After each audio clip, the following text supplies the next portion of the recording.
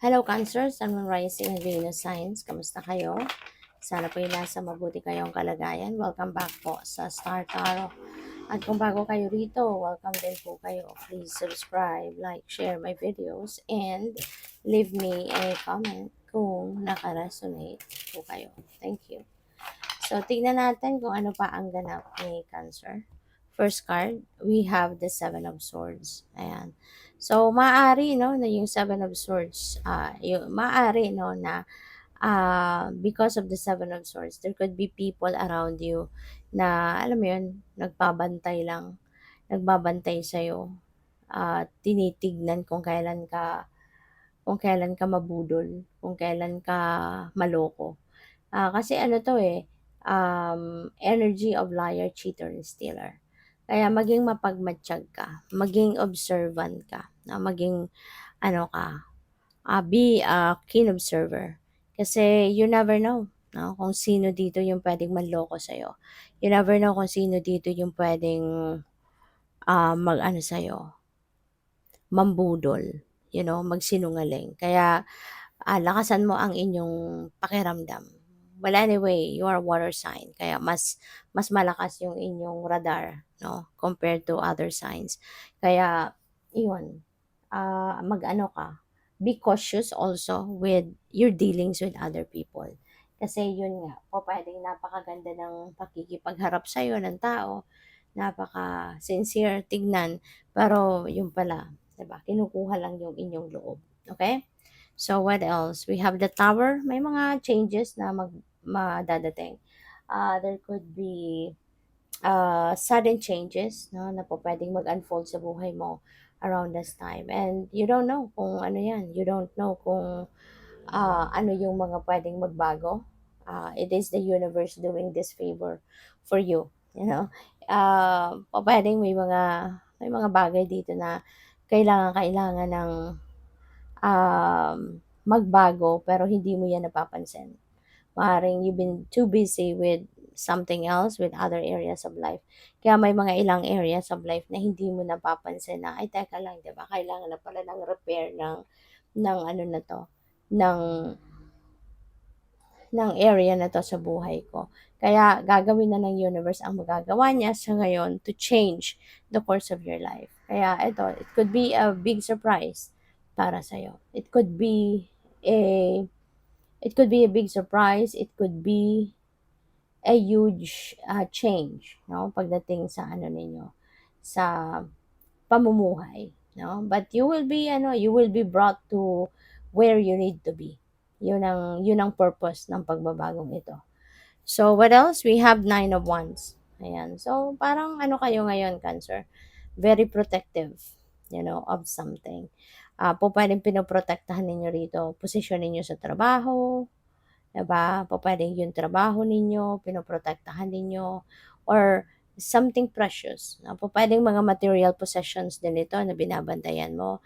Pera, savings mo, investments mo, bahay mo, mga ganyan, or kung ano mang property mo.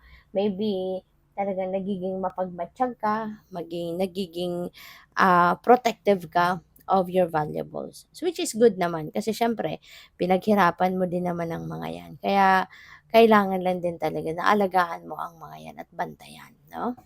So, what else? We have the Knight of Pentacles. Ayan. So, ang iba sa inyo dito, nakikiramdam talaga, no? Nakikiramdam kayo sa mga nangyayari. Excuse me. So, pwede rin na ang iba sa inyo rito, hindi kayo yung nagmamadali. You are not rushing things. Kung meron ng opportunity, hindi kayo yung tatakbo agad at tatalon agad, no, sa oportunidad na yan. Nakikiramdam ka din. Aaralin mo din muna. No? As in, aaralin mo din muna ano yung kung ano yung pwedeng gawin or kung ano yung pwedeng mangyari, 'di ba? So, at saka ano kayo ngayon, more of finishing up kung ano yung na-pending na mga trabaho ninyo, mga na-pending na ginagawa ninyo, kung ano man yung mga bagay na um, inasikaso ninyo noon tapos na you left them hanging for whatever reason, 'di ba? So, ngayon parang babalikan mo sila at you're going to finish them up. Parang yun ang, excuse me po, yun ang pinaka-priority ninyo. So we have the Eight of Wands. Okay, so this is travel, no? For some of you, maybe you're going to travel abroad. Baka magta-travel kayo somewhere at kung saan man kayo patungo. This could be something na pupuwedeng biglaan, 'no? Hindi ito book na travel, eh, hindi ito yung matagal ng binook ninyo, parang hindi. This could be like an impromptu, baka nagkayayaan lang, 'di ba? Or baka, kunyari sa trabaho, baka uutusan ka ng boss mo na, "Sige ikaw na lang pumunta, ikaw na lang yung mag-represent sa akin," whatever. So, pupuwedeng may mga gano'n. Kaya you just need to be ready for anything, okay? You need to be ready, at all times, 'no? Physically, dapat lagi ka lang healthy. Lagi lang, lagi mo lang na aasikasuhin ang katawan mo, ang sarili mo, ang health mo para sa mga ganitong pagkakataon, 'no, nahuhugutin ka ng kunyari sa opisina ninyo, sa trabaho ninyo, 'di ba? So, at least ready ka kasi wala ka namang problema, wala ka namang kung anong, problema sa katawan, whatever, 'no, na pupuwedeng maging dahilan para hindi ka, sumunod, yung mga gano'n ba. So, you just need to be ready for anything. And, fast moving energy ito, 'no, kaya kung meron kayong mga gagawing trabaho, yun bibilisan ninyo 'yan at, parang parang may konting pressure para sa sarili ninyo na kailangan matapos ko 'to, kailangang maano ko siya, kailangang ma-accomplish ko siya at a certain period of time, yung gano'n ba, yung parang pe-pressurein mo ng konti dito yung sarili mo.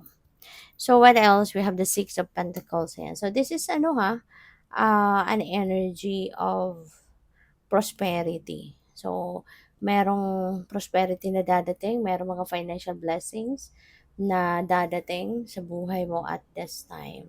So, yun. At saka, Cancer, po pwede ng iba sa inyo rito.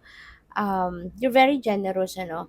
Kaya maaari na kung ano man dito yung pwede mong matanggap. Kasi meron ditong mga blessings na dadating eh. May mga material na bagay or financial blessings na dadating. So, it doesn't mean na kunyari merong dadating na pera sa inyo, sasarili ninyo lang. Parang hindi gano'n. Kasi ano ka eh, naturally, mabait ka talaga, compassionate ka, matulungin ka, maano ka, mapagbigay, ma-share. Kaya po pwede ng iba sa inyo rito is going to share that money na pwedeng matanggap mo with other people. Kasi matulungin ka eh, maaring merong mga tao din na pwedeng umaasa din sa'yo, 'di ba? Yung mga ganon. Kaya you are also going to be willing to share whatever you have with them. So, good luck. Thank you for watching Love and Light. Namaste.